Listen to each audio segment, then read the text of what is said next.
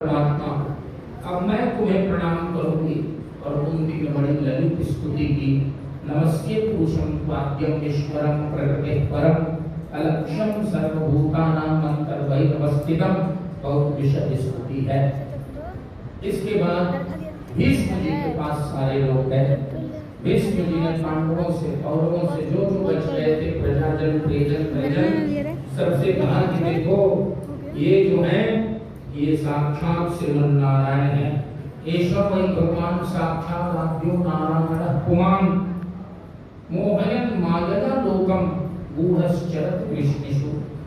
कोई ग्वालिया जानता है, कोई चरवाहा जानता है, कोई सारथी जानता है, कोई कृष्ण जानता है, कोई यादव जानता है, कोई सखा जानता है, लेकिन मोहयन मायया लोकम, ये अपनी माया शक्ति से इस पूरे लोक को मोहित करते हुए गूढ़श्चरति विष्णुषु, विष्णु वंशियों में वंशियों में अपने को छिपा कर चलने वाले परमात्मा साक्षात